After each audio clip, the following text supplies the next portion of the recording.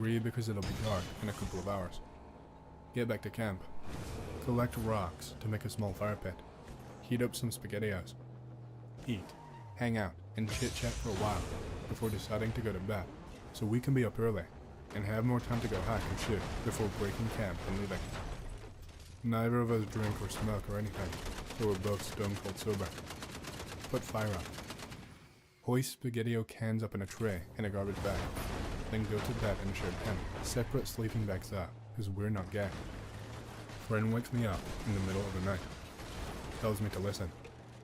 Hear what sounds like loud talking in the distance. Kind of annoyed about it, because it's the middle of nowhere, and nobody should be up here, except a couple of autists, playing with guns in the woods. Decide to go check it out. Get dressed, grab rifles, head up out of the trees to the mostly clear top of the foothill we camped on. The moon is bright and full, easy to see. We still should have brought rifles with weapon lights, but all we have are little handheld lights that we chose not to use, because the moon is already plenty bright. Get to the top of the foothill. Out of the trees, the loud talking is even louder. Can't make out what they're saying though.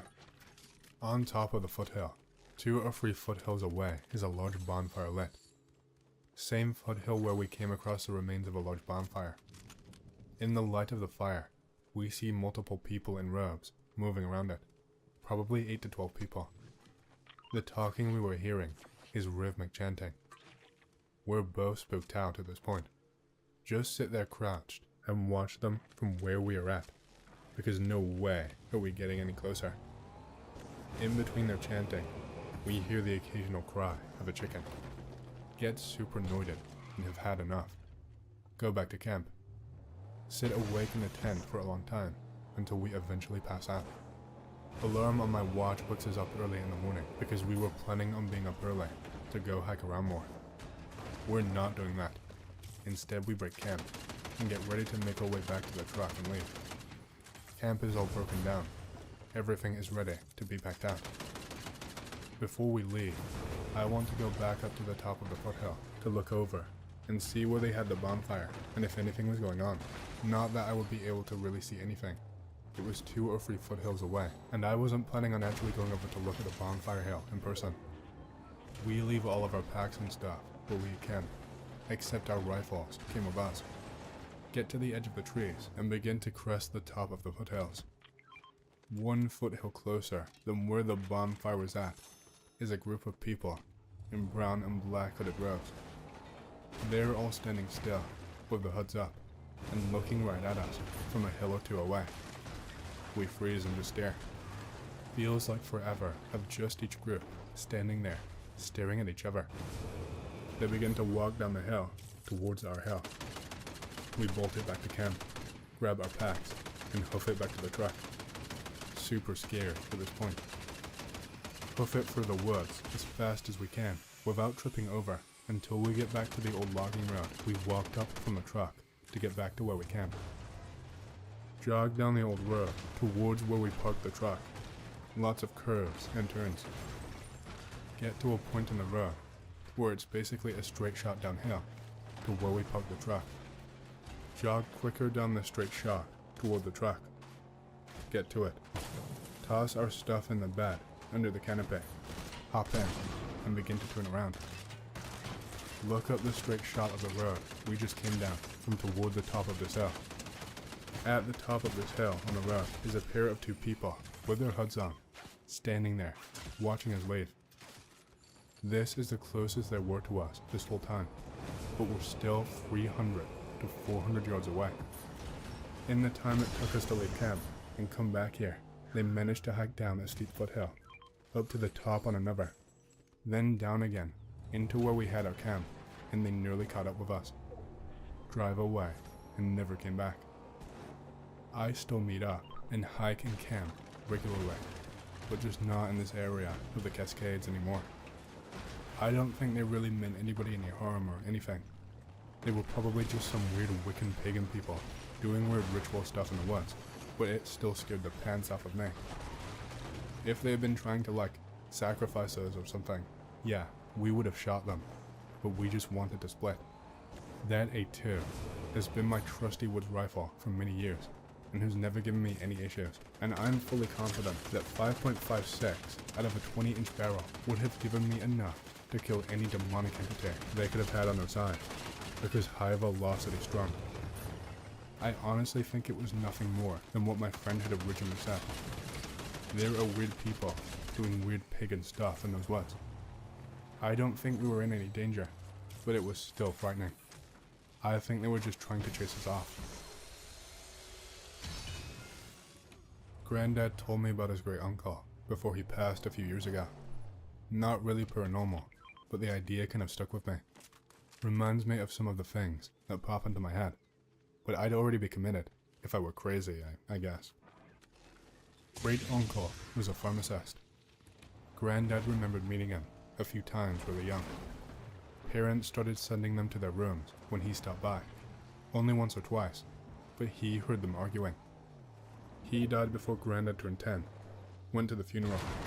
Nothing real interesting happened, but closed casket.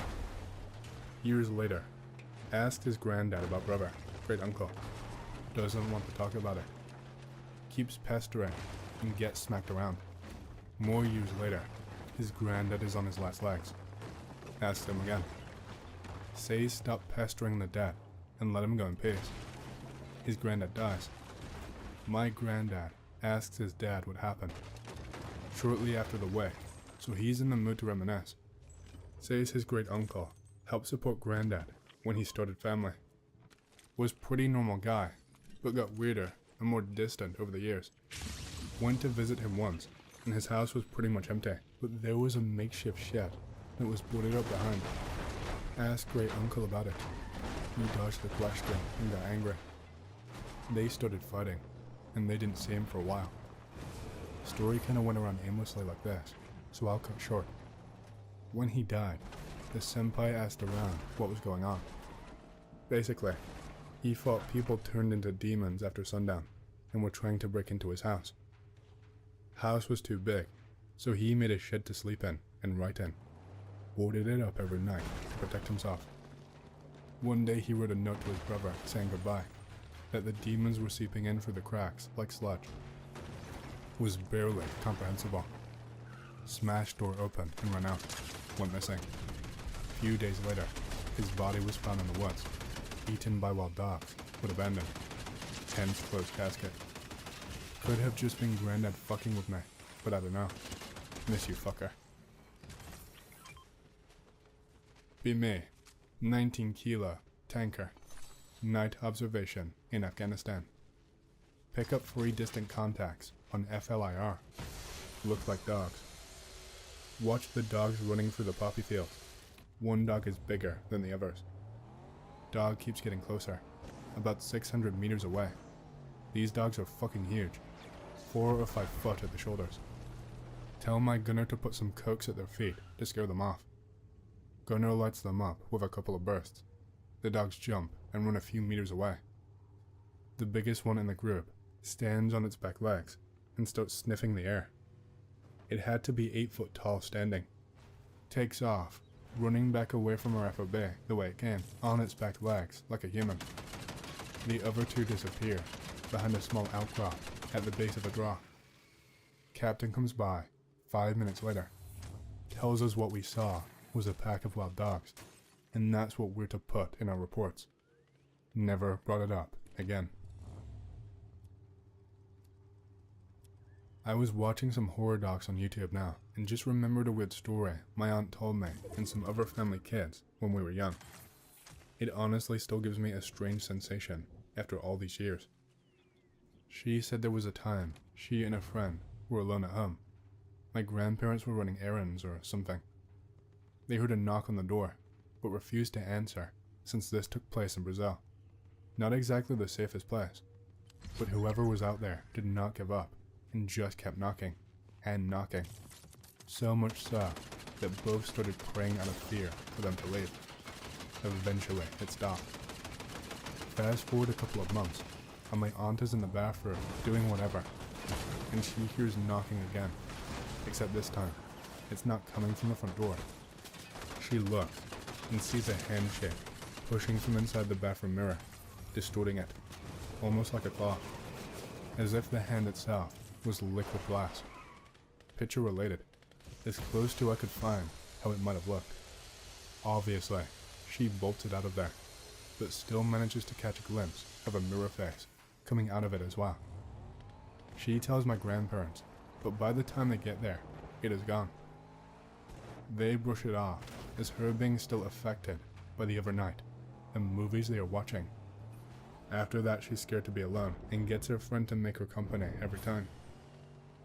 Though again, another night, and her friend confirms this one. The hand on the mirror was there for quite a while. They'd hid, but were still able to keep an eye on it.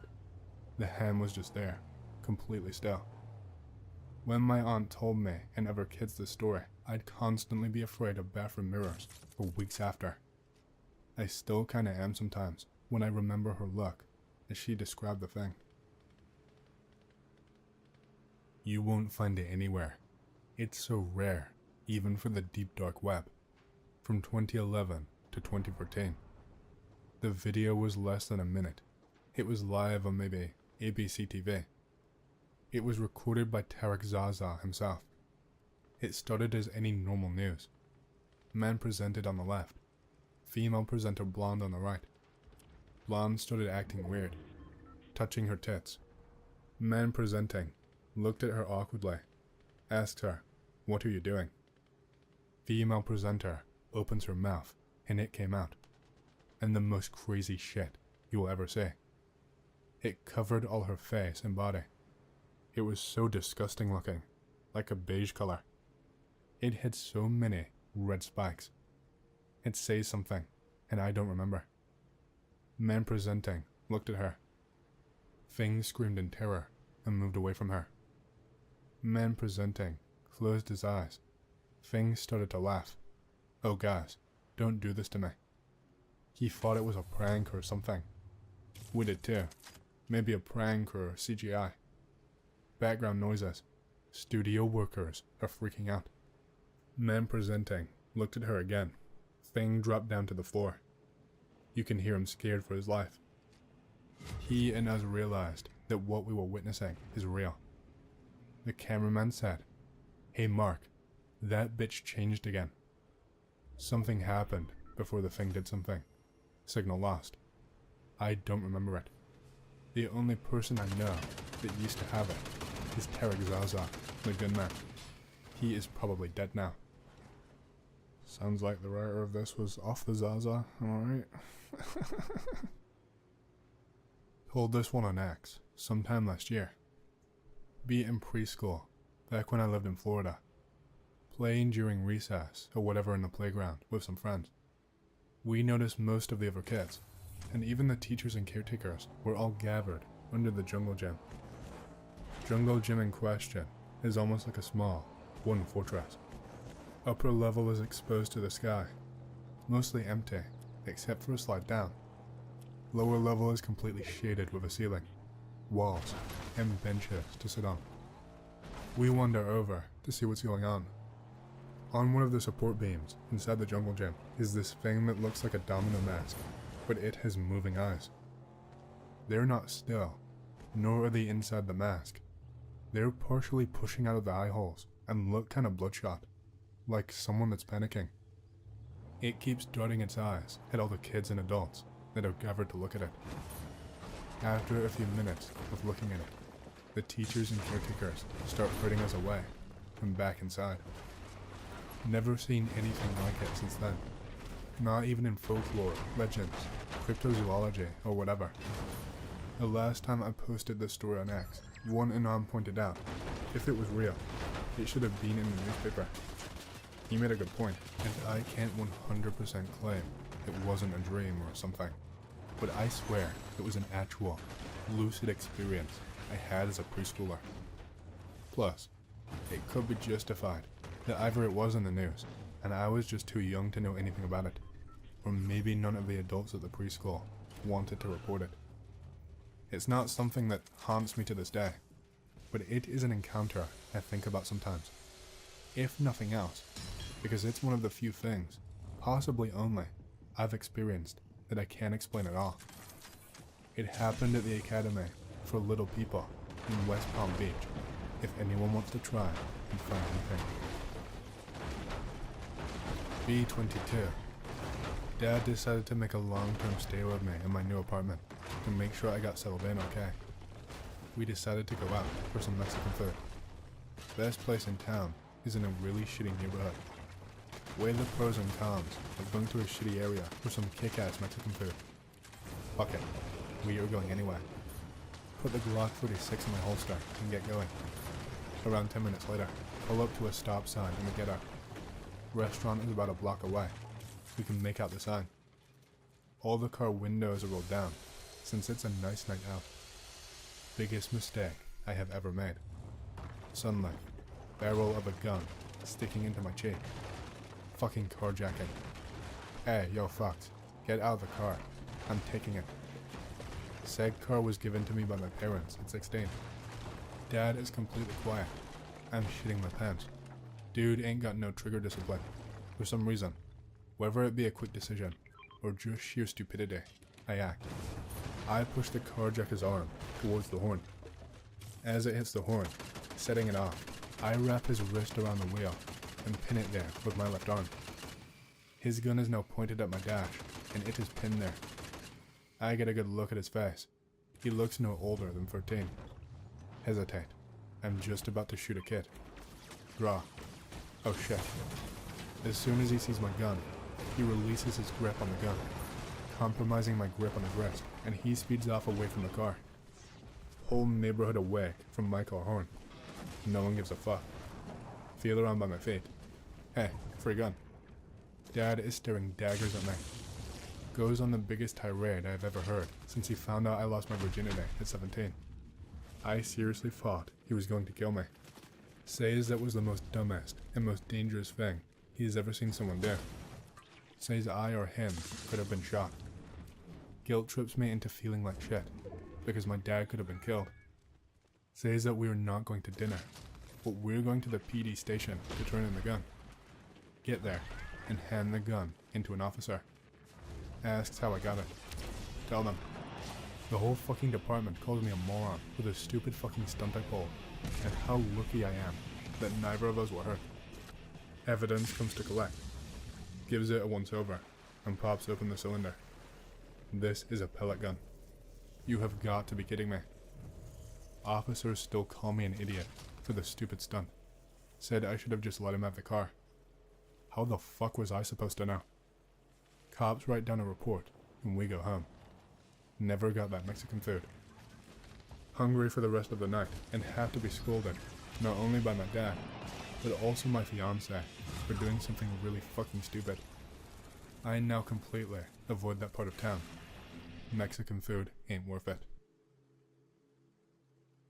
Although I have never served personally, I did militia shit for a while and have heard plenty of stories from game wardens and park rangers.